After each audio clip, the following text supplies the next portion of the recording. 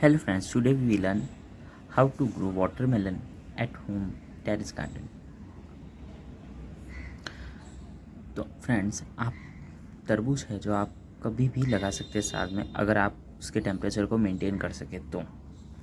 नहीं तो फिर आप केवल इसको फरवरी मार्च में लगा सकते हैं और आपके पास सॉइल के लिए न्यूट्रिशन भी अच्छा होना चाहिए। तो आप वर्मी कंपोस्ट और कोकोपीट को मिक्स करके अपने पॉट्स को सेलेक्ट कर लें। छोटे छोटे जो भी आप कप्स लें तो उसके अंदर भी आप इसके सीड ग्रो कर सकते हैं। तो हर एक के अंदर आपको 2-2 सीड या एक सीड तो डाल लें, ताकि अगर एक सीड ना लगे तो दूसरा सीड लग जाए। और फिर इस मिक्सचर को के अंदर जैसे ही आपने सीड डाला उसके ऊपर वापस सीड को आप थोड़ा सा दबा के ऊपर थोड़ा अच्छे से एक कोकोपीट की या वर्मी कंपोस्ट की लेयर लगा दें, जिससे वो सीड बाहर भी नहीं आएगा और जर्मिनेशन रेट भी अच्छी होगी। और उसके ऊपर आप फिर पानी को स्प्रिंकल करके डालें, ना कि ऐसे कोई डब्बे और से डालें, नहीं तो फिर ये सीड बाहर निकल जाएंगे। और 18 से 20 दिन के बाद आप देखेंगे कि आपके प्लांट रेडी है ट्रांसप्लांटिंग के लिए। यूजुअली ये 25 दिन में ग्रो हो जाते हैं, पर कभी कभी ये जल्दी भी ग्रो होते हैं। तो आप कोई भी ऐसा वेस्ट कट्टा ले सकते हैं जो अवेलेबल होता है हर एक के घर के अंदर, कोई भी आप कट्टा ले सकते हैं। और टायर तो आपके पास ऐसे ही होंगे, टायर नहीं तो आप किसी में भी ग्रो कर सकते हैं, जैसे सब्जी की टोकरी होती है उसके अंदर भी ग्रो कर सकते हैं, जो आसानी से ग्रो हो जाएगा। उसके बाद आपको एक, जैसे ये यहाँ पे पतली चादर लगाई गई है इसकी कट्टे की, तो आप चाहें तो डबल भी लगा सकते हैं, जिससे आपका कट्टा फटेगा नहीं और लंबे समय तक ये टिका हुआ रहेगा। टायर टाइप का गमला है जो। फिर आप स्टेपलर की सहायता से या जैसे भी आपके पास जो भी संसाधन हो उससे आप इसको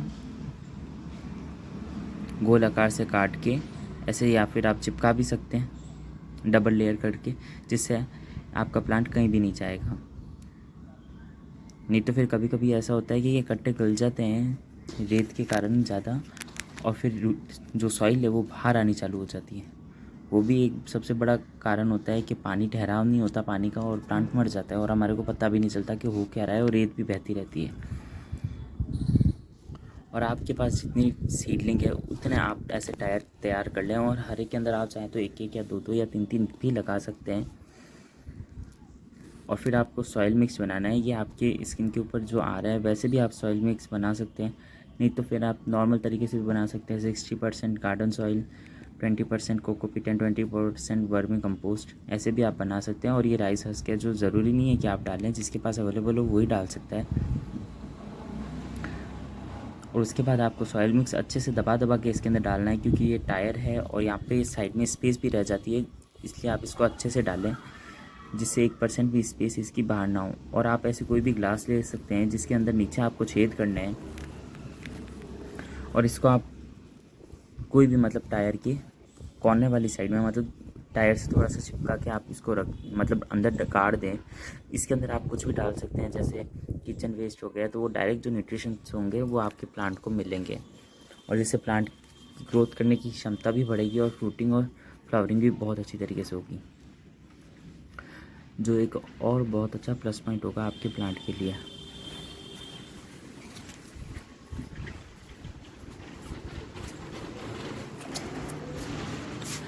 तो आप इसको ऐसे लगा के डायरेक्ट पानी भी डाल सकते हैं इसके अंदर से भी, जो भी आपके डायरेक्ट प्लांट्स की रूट्स को ही मिलेगा, या फिर आप इसके अंदर बायो एंजाइम होते हैं वो भी डाल सकते हैं। और जितने आपके टायर के आपने गमले बनाए हैं उतने सब के अंदर आपको ऐसी ग्लास डाल देनी है। और एक चीज़ आप ऐसे ज़रूर करना कि इसके ऊपर ढक्कन ज़रूर लगाना। ढक्कन नहीं लगाने से क्या होता है, कभी कभी कोई भी मक्खी वगैरह होती है तो अपने ऊपर इसके ऊपर अंडे दे देती है, जिससे यहाँ पे लट्टे पैदा हो जाती है और प्लांट के मरने की संभावना और ज़्यादा हो जाती है। और ऐसे आपको ढक्कन लगाने के बाद आपका प्लांट कहीं नहीं मरेगा। और आप देखें एक एक प्लांट कितनी अच्छी तरीके से डेवलप हुआ है, और ग्रोथ भी बहुत अच्छी है इनकी। ये फसल है जो 150 से 180 दिनों के बीच में भी तैयार हो जाती है। कम से कम 2.5-3 महीने तो लगते हैं इस फसल के लिए भी। इसको आप फरवरी मार्च के अंदर ग्रो कर सकते हैं, जो आपको जून जुलाई तक आराम से फसल देती है। और सर्दियों में ये बेल यूजुअली नहीं ग्रो होती है, अगर पॉली हाउस है तो फिर ये फिर भी ग्रो हो सकती है जब जहाँ आप टेम्परेचर मेंटेन कर सके। फिर आप एक एक प्लांट की जो भी पॉलीथीन या फिर आपने कप के अंदर ग्रो किया है उसकी वो रिमूव करके आप डायरेक्ट इसको फिर सॉइल के अंदर बिना रूट्स को छेड़े या डैमेज करें, इसको डायरेक्ट जो आपका पॉट है सॉइल वाला उसके अंदर आप इसको लगा दें। और जितनी आपके पास स्पेस है उस हिसाब से आप प्लांट लगाएंगे। तो आप ये मत सोचें कि एक वीडियो के अंदर ये देखा है कि 2 पौधे हैं तो 3 पौधे हैं तो ऐसे लगाने से इतने प्लांट बढ़ेंगे या फिर इतने तरबूज लग जाएंगे, ऐसा कुछ नहीं है। ये सब प्लांट और दूसरा इसकी न्यूट्रिशन वैल्यू के ऊपर है कि आपने न्यूट्रिशन कितना अच्छा दिया है। अगर न्यूट्रिशन अच्छा दिया होगा तो आपका प्लांट बहुत अच्छी तरीके से बढ़ेगा और फ्लावरिंग और फ्रूटिंग भी करेगा। और इसमें भी यही चीज़ है कि जैसे ही अगर आप कोई भी प्लांट अगर लगाएं तो उसको डायरेक्ट आप मग से पानी ना दें, कोई भी डब्बा होकर हो उससे पानी ना दें, स्प्रिंकल से ही पानी दें। नहीं तो फिर क्या होगा कि आप ऐसे पानी दे देंगे खड़े होकर डब्बे से या फिर ऐसे भी दे देंगे तो वो पानी का प्रेशर होगा जो एक साइड भी लगेगा जिससे रूट सारी बाहर आ जाएगी। अपने को पता नहीं चलेगा कि प्लांट को क्या हो रहा है, पर प्लांट डैमेज होना चालू हो जाएगा और फिर ये या तो अंदर से गल जाएगा या फिर रूट्स उसकी सूख जाएगी, बाहर आ जाएगी एयर के कांटेक्ट में।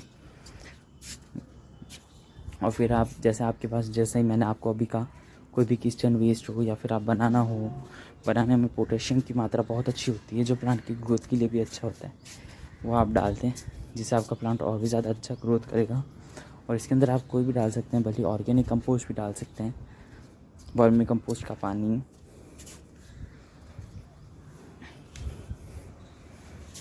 आपके पास जो किचन वेस्ट हो वो आप डालें।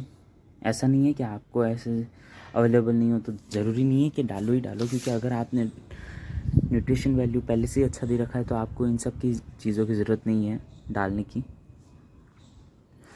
और जैसा कि आपको कहा था पहले कि आप अगर गमले में ग्रो करें तो आपको इसके ऊपर ढक्कन लगाना ज़रूरी है, नहीं तो फिर इसके ऊपर जो मक्खियाँ होती है वो अपने अंडे दे देती है जिससे लट्टे पैदा हो जाती है, फिर वो स्मेलिंग करना चालू कर देते हैं और फिर प्लांट में मर जाता है आपका, जो भी एक माइनस पॉइंट है आपके प्लांट मरने का। और ट्रांसप्लांट आप शाम के टाइम ही करें, अगर सुबह के टाइम करें तो फिर ठीक है, सुबह के टाइम भी अगर धूप ना हो तो उस टाइम करें तो ज़्यादा सही। और शाम के टाइम भी अगर धूप, शाम के टाइम तो वैसे धूप होती नहीं है तो आपका प्लांट वैसे भी नहीं मरेगा। नहीं तो फिर ऐसे अगर आप दोपहर के टाइम अगर प्लांट को ट्रांसप्लांट करेंगे तो आपका प्लांट के चांसेस बहुत ज़्यादा बढ़ जाएंगे मरने के। और फिर सब लोग कहते हैं कि उनके प्लांट मर जाते हैं, प्लांट मर जाते हैं, तो प्लांट मरने के यही कुछ कारण होते हैं जिसके कारण उनके प्लांट मरते हैं। तो आप देखेंगे 42 दिनों के बाद ही इसके अंदर फ्लावरिंग बहुत अच्छे से दिखने लगी और कहीं कहीं पे फ्रूटिंग भी चालू हो गई है। इसके लिए आप हैंड पॉलिनेशन भी कर सकते हैं। हैंड पॉलिनेशन भी बहुत सिंपल होता है कि मेल फ्लावर को लेके फीमेल फ्लावर के ऊपर ऐसे रब करना होता है जिससे उसके जो पॉलन्स होते हैं वो फीमेल फ्लावर के स्टिग्मा के ऊपर रह जाते हैं, उससे पॉलिनेशन की प्रक्रिया पूरी हो जाती है। अगर आप नेचुरल पॉलिनेशन आप करवाना चाहते हैं तो आप इसके पास फ्लावर और के प्लांट भी रख सकते हैं जिससे नेचुरल पॉलिनेशन हो जाएगा। और ये एक बहुत ज़्यादा प्लस पॉइंट है कि आप ऑर्गेनिकली ग्रो कर रहे हैं। ऑर्गेनिकली के ग्रो करने के चक्कर में फिर कभी कभी तो ऐसा होता है कि फ्रूट बनता भी नहीं है और फल भी गलने लग जाता है, तो आप हैंड पॉलिनेशन भी कर सकते हैं अगर आपको लगता है कि आपके गार्डन में बी वगैरह नहीं आती है तो। और इसके नीचे आप इसको कोई भी या फिर प्लेट के नीचे या फिर कोई भी गत्ता वगैरह नीचे लगा दें, नहीं तो फिर ये ज़मीन की कांटेक्ट के आने के कारण ये गलना चालू हो जाता है। ये देखिए अब धीरे धीरे ये जो भी फ्रूट्स हैं वो एक बेल पे आप कम से कम 1 या 2 ही रखें, इससे ज़्यादा आपको फ्रूट रखने नहीं है, क्योंकि बेल की भी कैपेसिटी है कि ज़्यादा से ज़्यादा 1 या 2 को ही फ्रूट को ही रख पाएगी। जैसे आप इनको हार्वेस्ट कर ले उसके बाद आप ज़रूर अपने लगे तो प्लांट से और भी ले सकते हैं फ्लावर्स और फ्रूट।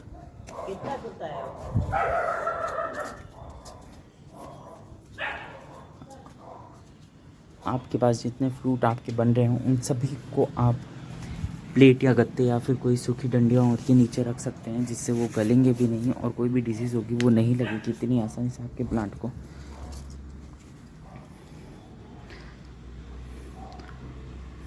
ऐसा ज़रूरी नहीं है कि आप हर एक प्लांट के फ्रूट को आप ऐसे मतलब ट्रे के अंदर रखें या जो आपके पास जैसे महंगे लोग मतलब क्या कहते हैं सॉरी, आपके पास जो संसाधन हो उसके अंदर ही आप उसको रखें।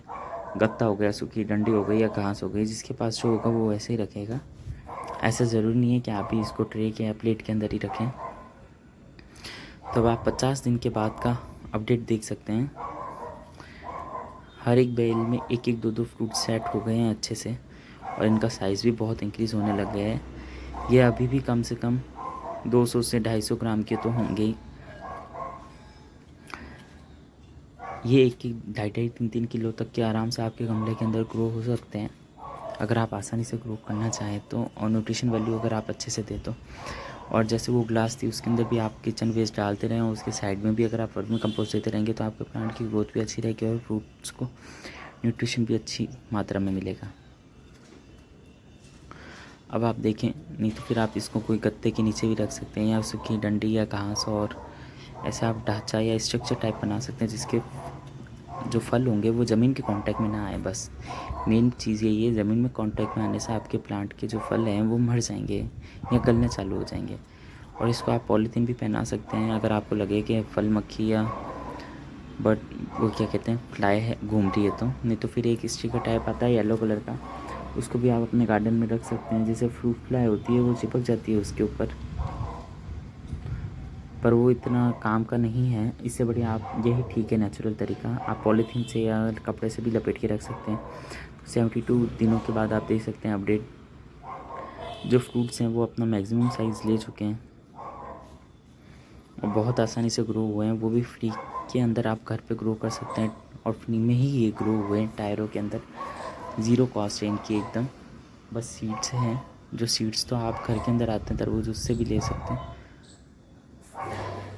और पॉलिनेशन और की प्रक्रिया भी आपको पता चल गई तो आप आराम से घर के अंदर तरबूज ग्रो कर सकते हैं। तो आप चाहे तो अभी इसको बरसातों के टाइम भी ग्रो कर सकते हैं, जो भी बहुत अच्छे तरीके से ग्रो हो जाएगा। और एक इसकी टेक्निक होती है कि आप इसको बजाएंगे, मतलब ऐसे बजाएंगे, मतलब अंगुली से इसको टच करेंगे, तब आप एक महसूस अलग सा पता चलता है कि ये पका है कि नहीं। अगर ये पका होगा तो आपको ऐसे ही पता चल जाएगा। नहीं तो एक तरीका और है कि आगे की जो डेज होती है इसकी सूखनी चालू हो जाती है, ये भी एक और तरीका है कि पता चल जाता है कि आपके फ्रूट है जो पका है कि नहीं। नहीं तो फिर मैक्सिमम साइज़ के बाद आपका फ्रूट है जो मैच्योर होना चालू हो जाता है, तो आपको ऐसे ही पता चल जाएगा कि आपका फ्रूट अब तोड़ने लायक हो गया है। जैसे जैसे आपको लगे कि आपका फ्रूट अब तोड़ने लायक हो गया है तो आप वैसे वैसे इसको हार्वेस्ट करना चालू कर सकते हैं। और हार्वेस्ट भी आपको बहुत आसानी से ही हो जाता है। आपको उसको पीछे से निप होती है, उसको अच्छे से काटना है। प्लांट आपको ये ध्यान रखना है कि प्लांट डैमेज ना हो। प्लांट डैमेज हो जाएगा तो फिर आगे आपकी कोई फ्रूटिंग वगैरह होगी नहीं। अब आप काट के देख सकते हैं कि ये कितना पका है और कितना पका नहीं है। वैसे तो ये पूरा पक चुका है फल है जो, पर आप एक बार चाहें तो एक बार फिर भी देख सकते हैं। तो अब आप देखेंगे कि कितनी अच्छी तरीके से ये पका है, और घर के अंदर ज़ीरो कॉस्ट के अंदर आप तरबूज ग्रो कर सकते हैं। ये देखिए कलर भी बहुत अच्छा आया है, और मार्केट वाले तरबूज से भी अच्छा दिख रहा है ये, क्योंकि ऑर्गेनिकली ये घर पे ग्रो किया गया है, तो अब तो ये अच्छा ही होगा। हार्वेस्टिंग की इस टेक्निक से आप ये भी पता कर सकते हैं कि आपके कौन से फ्रूट पके हैं और कौन से नहीं। अगर आपको लगे कि आपके सारे फ्रूट्स पक चुके हैं या पकने ही वाले हैं तो आप आराम से इसको तोड़ सकते हैं। 1-2 दिन रखेंगे तो ये अपने आप ही रेड होने चालू हो जाते हैं। जैसे ये फ्रूट है, ये छोटे साइज में ही मैच्योर हो गया है, तो अब इसको भी हार्वेस्ट कर लिया गया है। और जैसे जैसे आपको लगे आप सारे फ्रूट को एक बार ट्राई करके देखें कि अगर वो आपको लग रहा है कि ये पक गए हैं तो आप उनको हार्वेस्ट करना चालू कर दें। आप एक एक करके सारे फ्रूट्स को आराम से हार्वेस्ट करें। आपके पास बेल हैं जो डैमेज ना हो, और बेल में अगर आप वापस न्यूट्रिशन दे देंगे या फिर कटिंग थोड़ी सी कर देंगे तो ये शायद तक वापस फुटाव लेके ग्रोथ करनी चालू कर देगी। नहीं तो आप वापस इसकी सीडलिंग करके इन्हीं जो क्या कहते हैं पॉट्स की जो मिट्टी है उनको रिचार्ज करके वर्मी कंपोस्ट या फिर गार्डन सॉइल और मिक्स करके लीफ कंपोस्ट मिला के या किचन कंपोस्ट मिला के आप इसको रिचार्ज कर सकते हैं सॉइल को, और फिर इसके अंदर वापस वही सीडलिंग लगा के आपको अच्छे से फ्रूटिंग मिलना चालू हो जाएगी। नहीं तो फिर आप इसको बैच वाइज भी आप कर सकते हैं कि ये बैच खत्म हुआ तो दूसरा बैच फ्रूटिंग पे आ गया। अब आप देखें जो जो आपको फ्रूट लग रहे हैं उन सबको आप तोड़ लें, और आप जैसे ही आप हार्वेस्टिंग कर लें उसके बाद एक बार इसके अंदर आप ऑर्गेनिक कंपोस्ट ज़रूर डालें ताकि ये नेक्स्ट फ्रूटिंग के लिए अपने आप को प्लांट तैयार कर सकें। अब आपको इनको काट के भी दिखाया जाएगा कि फ्रूट्स पके भी हैं क्या नहीं। वैसे तो ये सारे फ्रूट्स पक चुके हैं, पर फिर भी कभी कभी कहते हैं लोग कि फ्रूट्स पकते नहीं हैं, पकते नहीं। तो जैसे ये फ्रूट पका है वैसे ये सभी फ्रूट पक चुके हैं। तो अभी आपको एक एक करके सारे फ्रूट्स का दिखाएंगे कि कौन सा फ्रूट पका भी है या नहीं पका। तो आप देखें, ये फ्रूट तो उस वाले फ्रूट से भी ज़्यादा अच्छा रेड कलर आया है उसके अंदर। ये आपकी न्यूट्रिशन वैल्यू के ऊपर डिपेंड करता है कि आपने न्यूट्रिशन कैसा दिया है। तो अगर आपको वीडियो नॉलेजेबल लगा हो तो चैनल को सब्सक्राइब अवश्य करें।